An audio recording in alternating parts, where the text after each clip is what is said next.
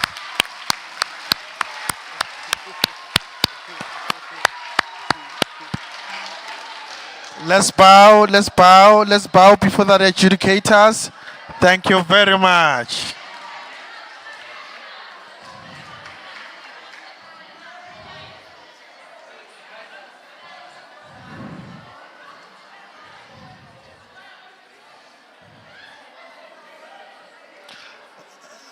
Okay,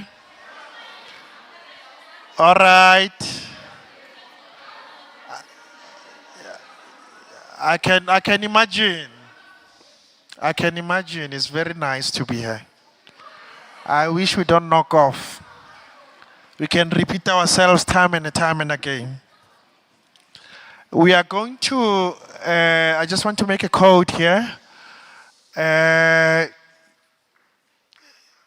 I'm definitely sure that we have the ambassadors of the GPL here based on the performance. I'm definitely sure that people will be trafficking towards the registration in the IEC website. And then we'll be speaking to those who stays with you to register and go to vote as the constitutional rights. Education is a most powerful weapon which can use to change the world. It's not me. It's our former leader Nelson Mandela said so. If we can embrace education, we can liberate our mindset and shape the world. I'm in agreement with that based on the performance that we are having here. We are going to allow, if I get the thumbs up, if you are ready, adjudicators, no. I thought maybe we will do the honor to present so that they be ready while we are eating. What you need? Okay, all right. You need 5 minutes. Okay, we will request the DJ. We will request the DJ to play few music while we give the adjudicators just 5 minutes to consolidate the results. I thank you. DJ, over to you.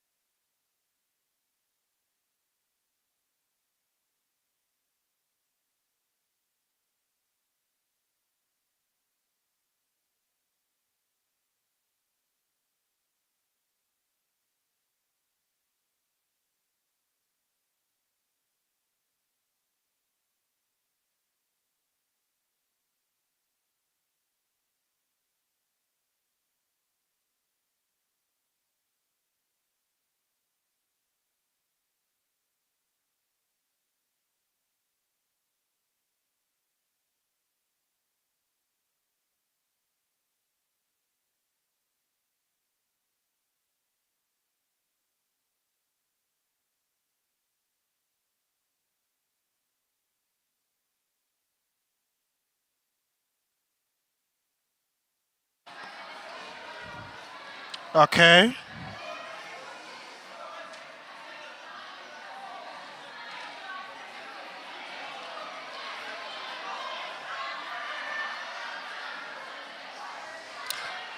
Can we sit down?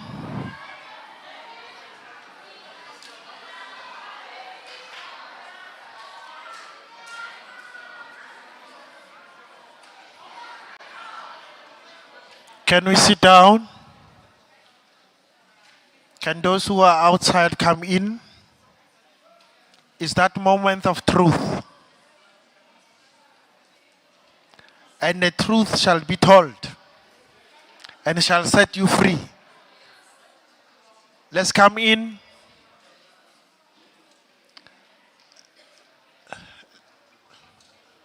Let's come in. In my world, you are all winners. Unfortunately, it's the vehicle that we're going to transport the people. We are going to use a two-seater vehicle. So unfortunately, only 2 people are allowed to go. Let me allow the adjudicators to give us the results. Over to you, ma'am. Let's be silent and appreciate the education that we have been imparted.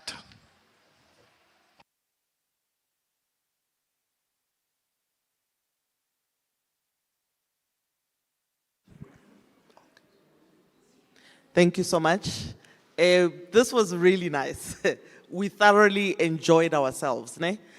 And I want to also mention it was extremely difficult to really choose the finalists. All of you worked extremely hard, and it shows. And as we've indicated, this is just a learning curve for everybody involved, right? Even the ones who are going to the finals. Don't be so, that you know everything. Ne?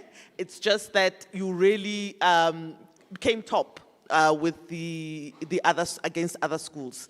But yeah, we're going to list our winners. Best wishes to the finals. We just want to advise on one last thing. We noticed that a lot of you at the end become involved in mudslinging. Yeah. And we also noted that oftentimes when you're doing too much mudslinging, you're not remaining on the stance of your debate. So you're so involved in insulting the other team, you actually not being pro, you are being against, and it goes over your head. It's fine. The rebutting is an important part or aspect of debating, but just keep it focused. Ne? All right. These results, the 2 schools that are going through to the finals, are not in order of appearance. All right. So, the first school that goes through, drum rolls.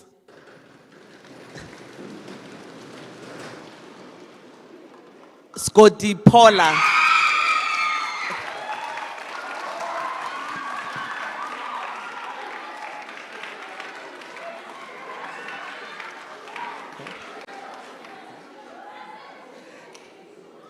And then the final school going through to the finals is Siabonga.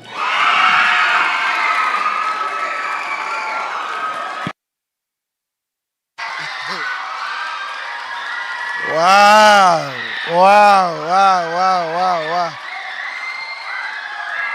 It's fine. It's fine. I told you. It's fine. We are all the winners. Siabonga and Scott Paula, you will be preparing yourself when we come back. You prepare your list. We are going to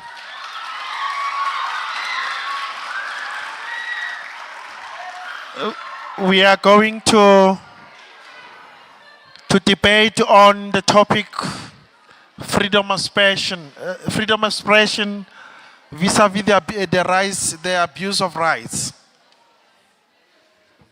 The lunch is ready. We will be using, if you can see Dumisane at the back there, we will be using that door to go and get our lunch, all of us. Okay. All right. Can we rise and go to at sequencing? Sequentially. Thank you.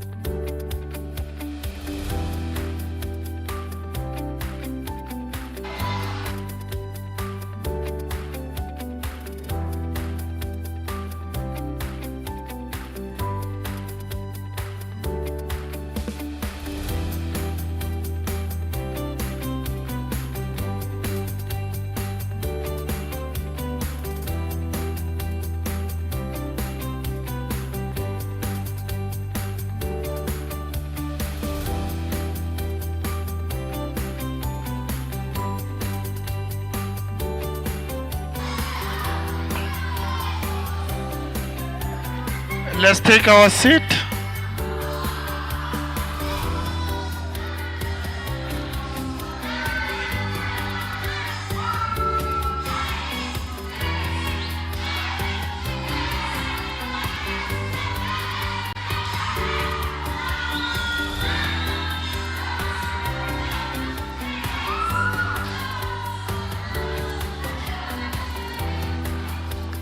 Let's take our seat. Let's take our seat.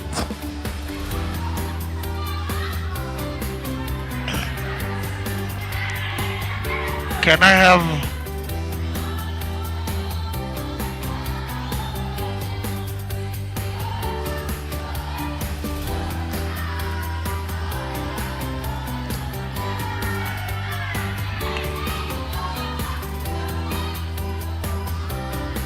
Let's take our seats.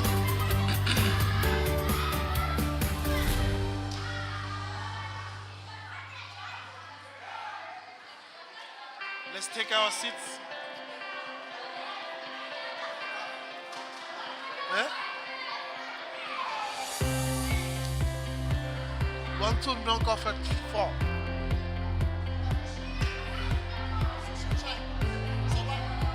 Yeah, it's 3 minutes. Not 3 minutes. Yeah. Yeah? Yeah?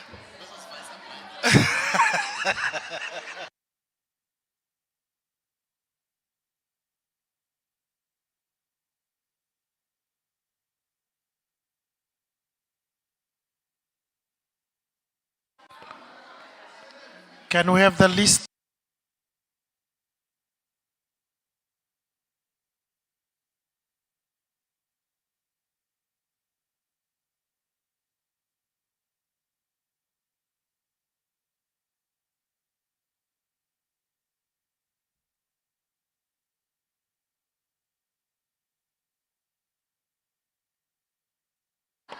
Can we prepare ourselves? I know you were dancing, and it was a lunch. We're supposed to eat, not dance. Dancing is not a problem. Can we prepare our list?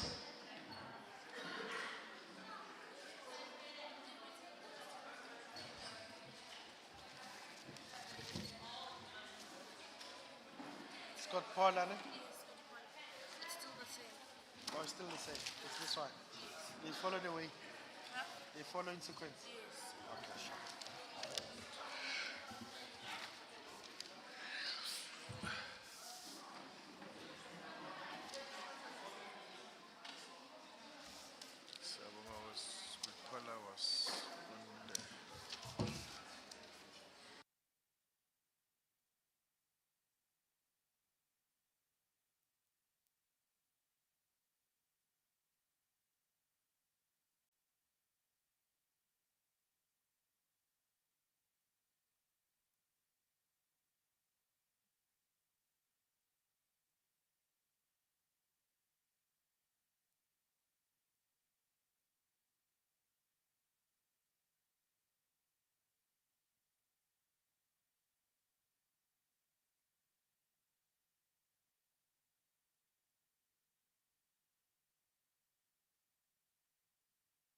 Siabongo, can we confirm the list, please?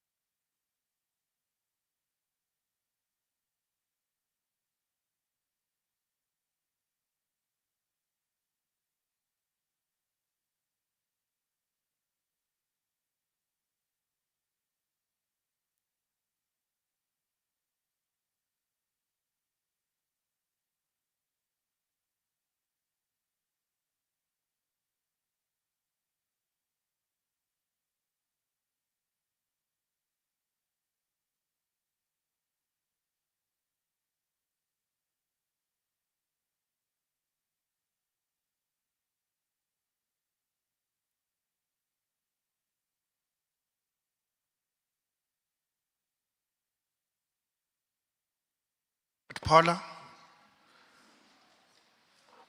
you can make a way to my left. Siyabonga on the right.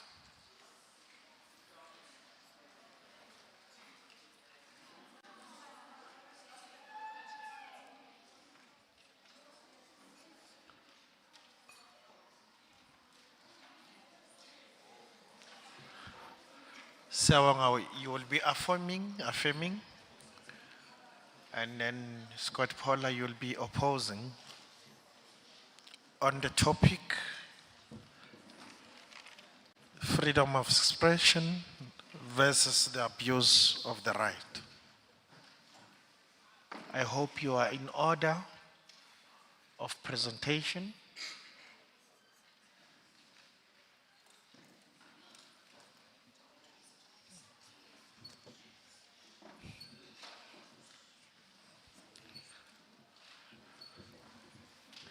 Scott Paula, can I confirm you are in order?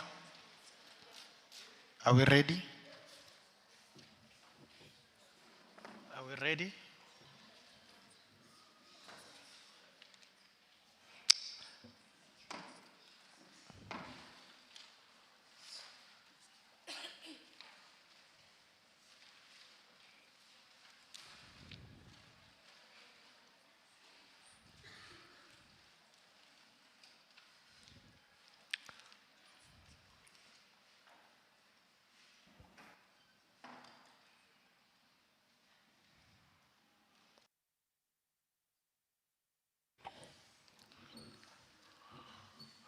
You will indicate when you are ready, adjudicators.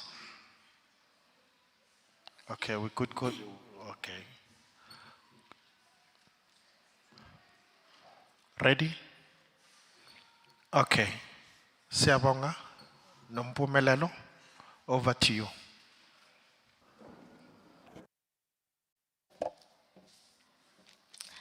I greet you all today. My name is Nompumelelo Litulo, and I am the first speaker of the proposition side. I am the first speaker of the proposition side. Under the motion, freedom of expression has led to the abuse of rights. What is freedom of expression? Freedom of expression is the freedom for us all to express ourselves. It is the right to speak, the right to be heard, and the right to participate in political, artistic, and social life. So this house believes that freedom of expression leads to the abuse of rights. If you know the South African Constitution, which says that under freedom of expression, everyone has the right to freedom of expressions, which number one includes freedom of the press and other media, freedom to receive or impart information or ideas, freedom of artistic creativity, and academic freedom, and freedom of scientific research. However, this right does not go alone as a right itself, it also goes with limitations. There are restrictions, or rather limitations, to how far one can exercise the freedom of expression. This right does not include, number one, propaganda for war, incitement of imminent violence, advocacy of hate speech or hate that is based on race, ethnicity, gender, or religion, and that constitute incitement to cause harm. So as we see that freedom of expression, yes, leads to the abuse of rights, because many people say things that are outside the limitations under expressing themselves, freely expressing themselves. However, this leads to one's rights being abused. We have seen over a million of times that, yes, people are killed. People can be killed because someone used their right of freedom of expression to express themselves, inciting harm. And so we have realized that these limitations are not enough. They're not broad enough. We want more limitations. And so as the proposition, I, the first speaker, as I have defined what freedom of expression is, what we have identified to why freedom of expression leads to the abuse of rights. My second speaker will further elaborate on the solutions we have came with on how we can add more limitations rather to the freedom of expression and policies that punish people that abuse the freedom of expression or use it outside of its limitations. And our third speaker, Gift Mhlanga, will summarize on what I, the first speaker, and the second speaker have said. As I've said, that this house, the proposition house, strongly believes that freedom of expression leads to the abuse of rights.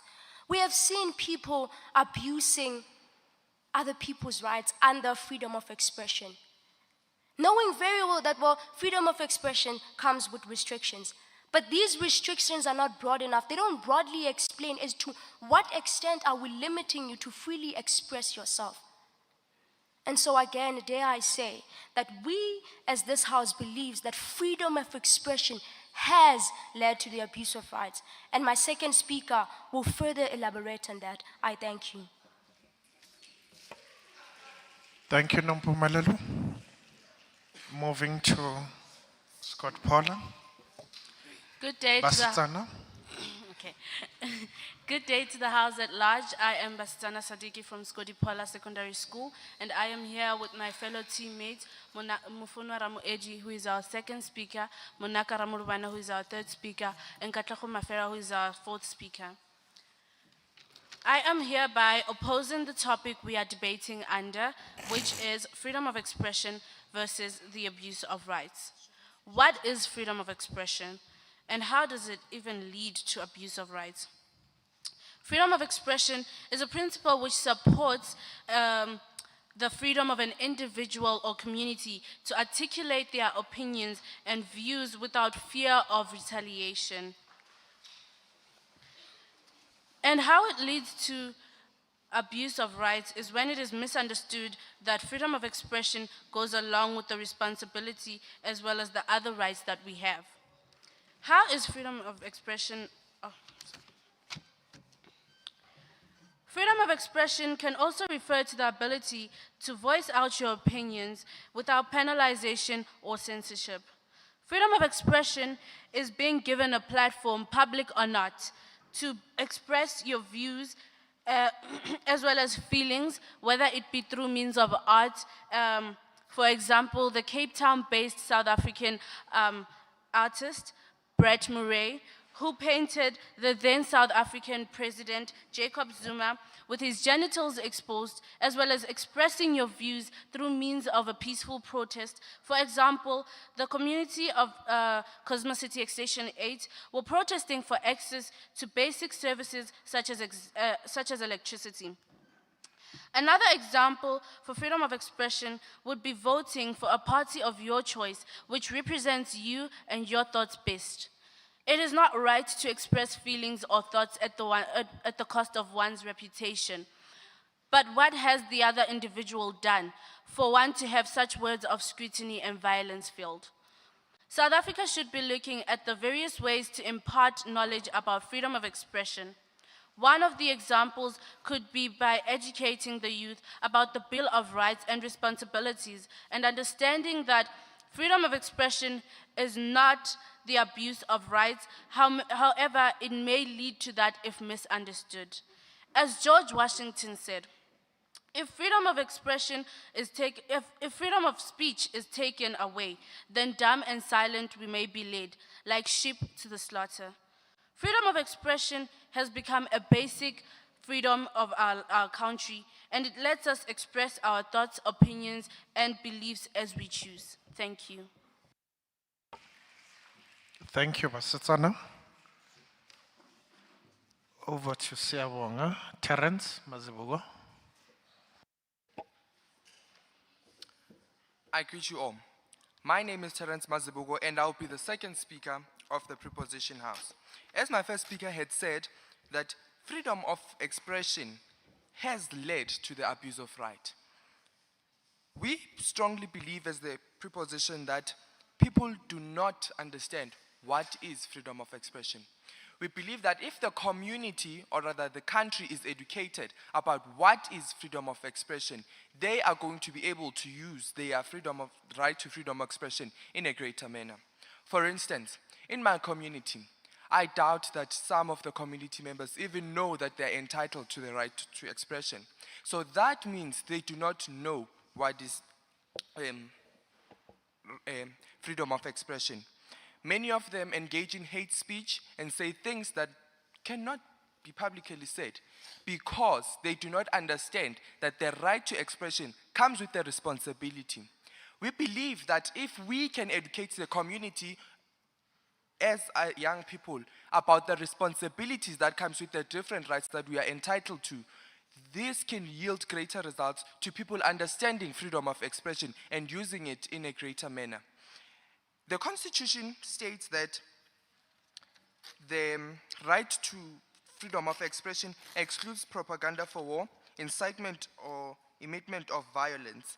But South African citizens do not understand this. They are currently just portraying all the exclusions of the freedom of expression. But if the South African citizens are educated on how to handle this right in a greater manner, we strongly believe that freedom of expression will be a right used to maintain our democracy. For instance, certain people in our community often say things that offend other people. It is up to us, in partnership with the government and political system, to educate the citizens of the country about freedom of expression, about their rights, and the responsibility that comes hand in hand, and it will yield greater results and make sure that the right is used in a greater manner. I thank you. Thank you, Terence. We will go to Mufuno. Greetings, everyone. My name is Mufunwa Ramuedi, and I am on the opposition team. As it has been stated in the South African Constitution, in the Bill of Rights, under Section 16, everyone has the right to freedom of expression. And I shall elaborate further as to what they mean. Freedom to receive and impart information. You have the right to express yourself online and to access information and the opinions of other people. These include political speeches, reactions on religion, opinion, and expressions that are favorably received or regarded as inoffensive. You are free to reuse, create, and distribute content respecting the rights to protection of intellectual property and copyright. Freedom to artistic creativity. The freedom to imagine, create, and distribute diverse cultural expressions free of governmental censorship and political interference. Artistic expression is not a luxury. It is a necessity, a defining element of our humanity, and a fundamental human right enabling everyone to develop and express their humanity. A quote by Farida Shahid. Freedom of scientific research. It encompasses the right to freely define research questions, choose and develop theories, to question accepted wisdom, and bring forward new ideas. It is the freedom of researchers to express their opinion without being disadvantaged by the system in which they work. Freedom to press and other media. A fundamental principle that communication and expression through various media, be it printed or electronic, should be considered a right to be exercised freely. This implies that the media should broadcast any news related to the government without fear of what the government would do to them. Academic freedom. They believe that the freedom of inquiry by faculty members is essential to the mission of the academy, as well as scholars should have freedom to teach or communicate ideas or facts. That's where I end my debate. I thank you. Thank you. We'll go to Gift Mhlanga. Good day, ladies and gentlemen. This is Gift Mhlanga, who is the third speaker of the proposition team. As my team and the house that I'm in believes that freedom of expression has led to the abuse of rights. I mean, we have seen this in our communities whereby people practice exactly the limitations of the freedom of expression. Yes, it's a fact that cannot be denied, that freedom of expression has its own limitations. But when we practice the limitations of the freedom of expression, that is when we say we are misusing the right to freedom of expression. So basically, if we practice what freedom of expression limits us, it simply means we are actually violating other people's rights. As my first and second speaker had already mentioned, that limitations to freedom of expression, namely, firstly, they named propaganda for war. Secondly, they named incitement of violence. Thirdly, they named advocacy of hatred according to race and religion and gender, etc. Basically, I believe that these are things that we have seen in communities. I mean, we all know umakwarana, right? So basically, that's when people feel like they are practicing their freedom of expression. But that is when we say that they are actually violating other people's rights because they are not following the limitations of freedom of expression. We would agree that freedom of expression is not the abuse of rights if people were using were working out of the limitations of freedom of expression. But for the mere fact that they practice exactly what freedom of expression limits, it simply proves that people are abusing other people's rights under the name that says they are practicing freedom of expression. Firstly, I believe that my firstly and second speaker have already mentioned to you what freedom of expression exactly is. It allows you to say your opinion and your idea, but under certain limitations. Once you start and go overboard and start going on to the limitations, that is exactly thank you. That is exactly when we say you are actually violating people's rights. So basically, freedom of expression, it has led to the abuse of rights because now we have seen so many people committing suicide according to what people have done to them. We know so many young teenagers that are currently going through depression and anxiety because of what people say about them, because of what people say about their religion, their race, or even their gender. LGBTQI, for example, they are actually facing one of the major problems, which is being mocked of their identity, if I may say. That is what we say. People feel like they are expressing themselves when they say, oh, is stubborn alone. But that is not what we say is freedom of expression, because now you are actually going overboard from the limitations of freedom of expression. 15. Thank you. Thank you. Gumnandi Gubala. Let's move towards Munaka. Greetings to the House of Lodge. I am the third speaker for the opposing team, debating under the topic of freedom of expression versus the abuse of rights. Freedom of expression is one of the essential foundations of a democratic society. It enables the free exchange of ideas, opinion, and own opinions of issues of public importance. Freedom of expression serves public debates and supports a free and independent press, informed citizenship, and transparent functions of the state. There are 4 forms of freedom of expression: freedom of speech, freedom of worship, freedom from want, and freedom from fear. Under South Africa's current constitutional dispensation, the right to freedom of expression serves to protect everyone from censorship and thought control. Freedom of expression serves to empower people, everyone, to express themselves with political and non-political context. There are 3 principles of freedom of expression, like freedom to hold opinion, to receive information and ideas, and to impact information and ideas. In Section 10 of Equality reads, no one may publish, propagate, advocate, or communicate words that are based on one or more of prohibited grounds against any person. That could reasonably be construed to demonstrate a clear intention to be harmful or to incite harm and to promote or propagate hatred. In simple English, everyone has inherent dignity and the right to have their dignity respected and protected. In Section 1 of the Constitution reads that everyone has the right to freedom of conscience, religion, thought, belief, and opinion. Freedom of expression protects speech, religion, press, assembly, and to petition the government. Media is a huge part of freedom of expression because media informs society on matters of public interest and creates an important platform for public debates, scrutiny, and reflection. The media allows everyone from all sides of the platform to to express themselves. That's why media is a huge part of expression. Thank you. Thank you, Munaka. We'll be going to the last one. Takhatso, over to you. May I greet you once more? I am Takhatso Sebela. I have heard the opposition side constantly repeating the same thing. They are saying freedom of expression allows one to express their feelings and thoughts.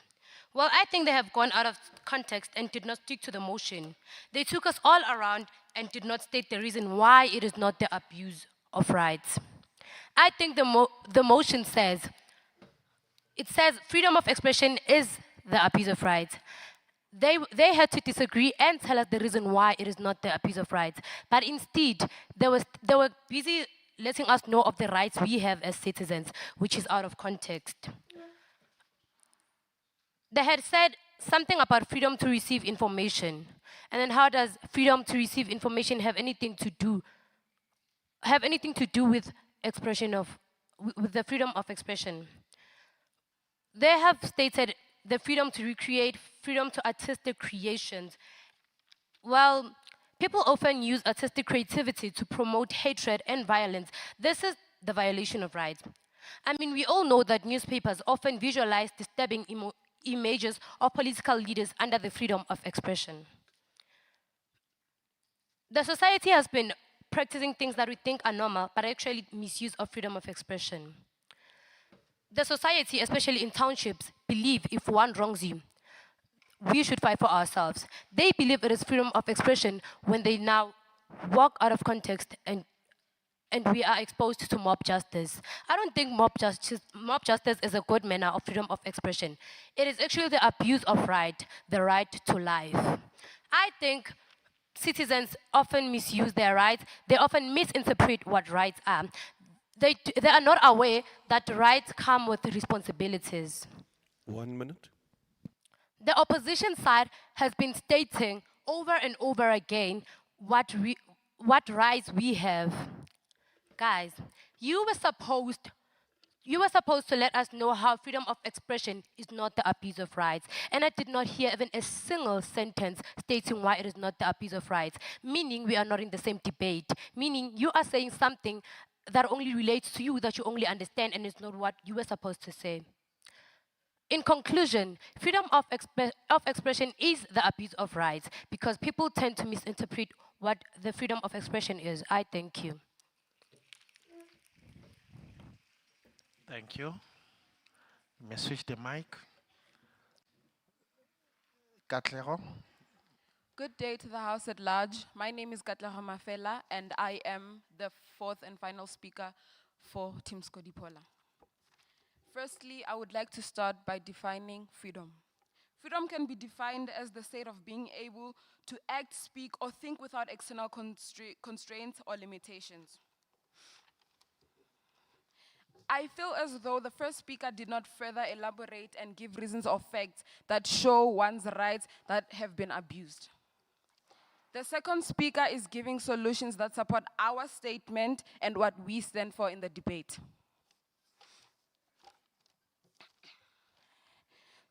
The speaker on the proposition speaking is agreeing with us, the opposition team, because he is agreeing that freedom of expression can be managed with people being educated and taught how responsibly. Speaker 3, we are not saying that people are not abusing freedom of expression. However, we are saying that allow people to fully express themselves as they wish. I am allowed to say something as an individual and be allowed to stand firm in my opinion. Speaker 2 did mention what freedom of expression serves. She clearly said it serves to empower people to express themselves with political and non-political content. I feel as though Speaker 4 is lacking understanding to the matter at hand. Thank you. Thank you, Katlego.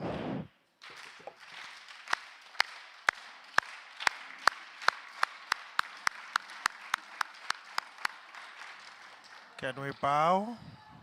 Thank you very much. Thank you very much. Gumnandi kubalana. Nice to be here. Going forward. 5 minutes. Okay. We will give the we will give the adjudicators some time to consolidate their results. I think in 5 minutes' time we will be having the results. Safe to say that we are glad and appreciating the fact that you've managed to come here and make a presentation. It shows very clearly that you've done your job.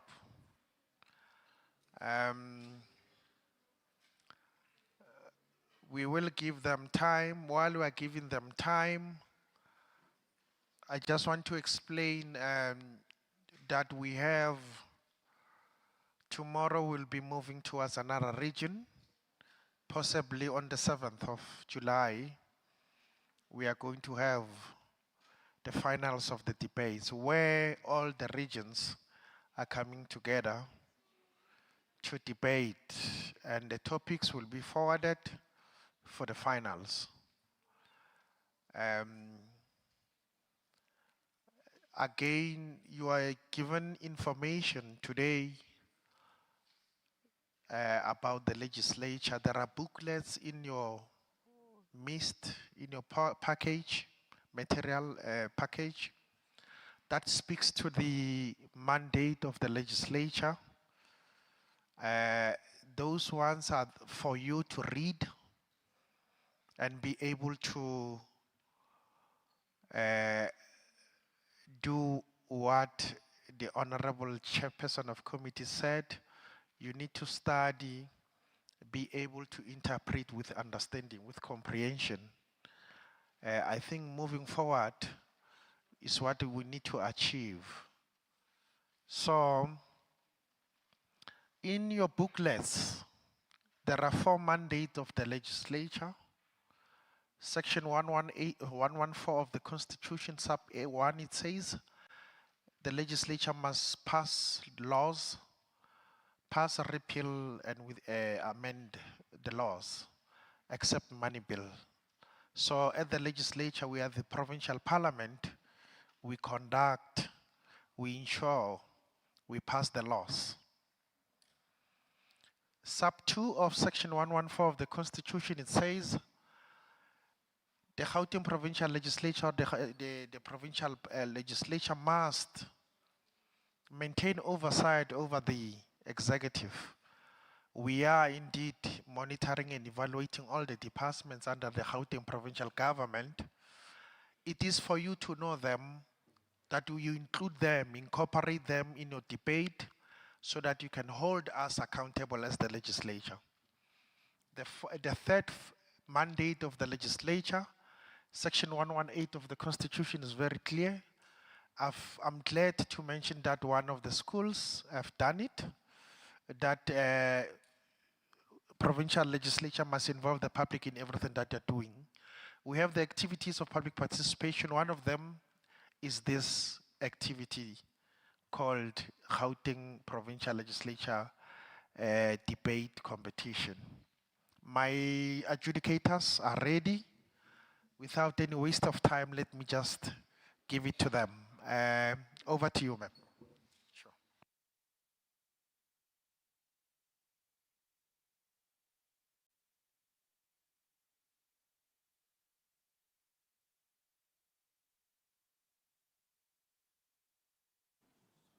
One, two.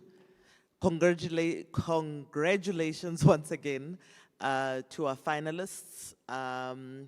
And I just want to mention one thing. I appreciated some of the people, some of the schools who remain behind. It's important that we maintain a spirit of camaraderie and sportsmanship, if you will. It's unfortunate that some learners and teachers left when they didn't make it to the other rounds. And really, the point we want to emphasize is that sometimes it's literally, and it was today mainly in the semifinals, it was, you missed 1 point. Wabonor, it's not that a bigger gap. to give up like that. But once again, congratulations and well done on a good job done. And as the MC indicated, the two schools in the semifinals are going to the main Gauteng school debates. But then we do have an outright winner today and would like to congratulate, drum rolls, Siyabonga.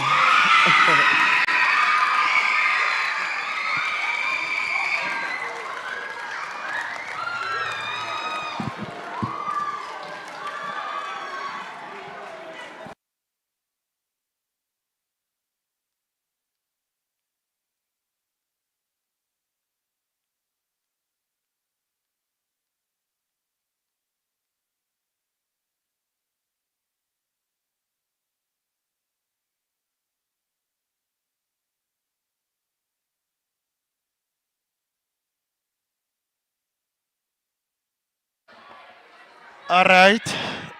Okay. All right. All right. Sabonga. Siyabonga. Can we complete our session, please? Can we complete our session? May I allow that we sit down? Well done, Siyabonga. Well done, Scott Paula. You are going to the finals.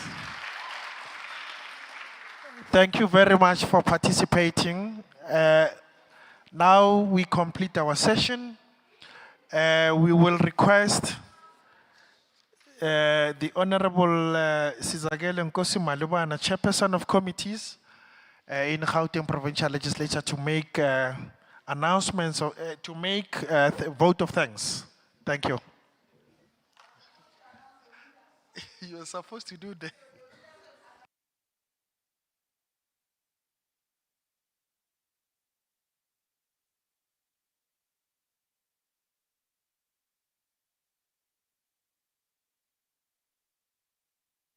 Thank you very much, MC. Okay, now thank you very much to the program director for this opportunity, but also thank you, the adjudicators, for today's debate. But I think the most important people are actually the learners who have won. And I'm not talking only about the overall winners, but I'm talking about all learners that participated in this program. To me, all of you, irrespective of whether you've been announced as a winner, you are all winners. I'm hoping that even those that have left do understand that they are also winners. For them to be here, us listening to your views, it means you are definitely a winner. And I think I'm leaving this place, and I believe even some of the adjudicators are leaving this place having benefited a lot from some of the good ideas that came out of this session. You are actually, some of your debates are even better than some others' debate.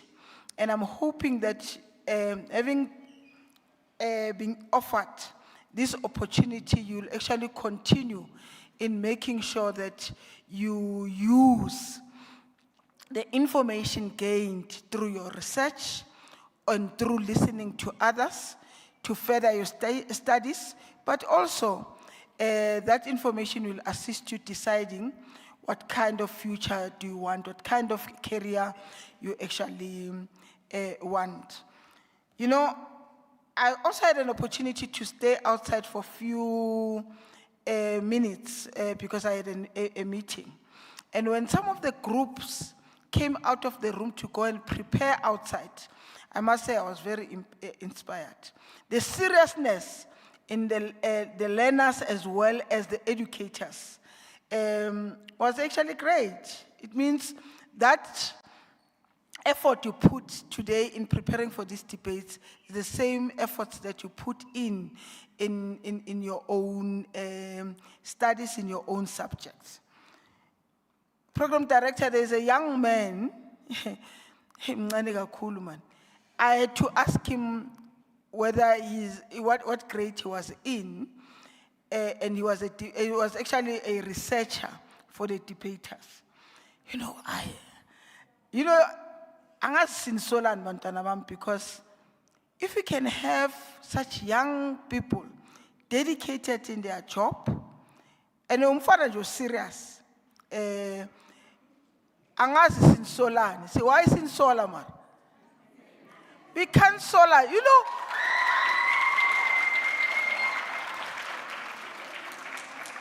Angas na teacher rabecho arama educators etuswa solan.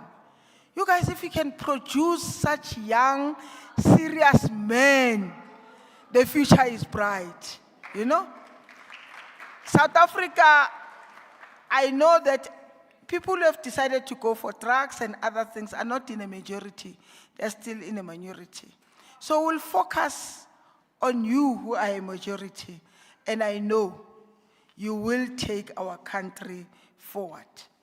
And thank you very much for participating. And of course, good luck when you participate in the next round, where all schools in Gauteng will be participating, or all winners in different regions will be participating. And I believe that the two schools that participated today will definitely be number 1 and number 2 of the overall Gauteng debates. Thank you very much and good luck.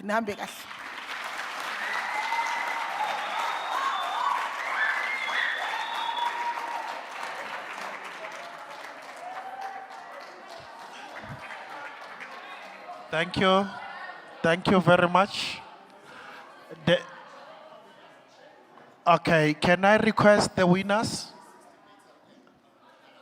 Okay, can I request Siabonga 6 winners to come forward? Scotty Paula,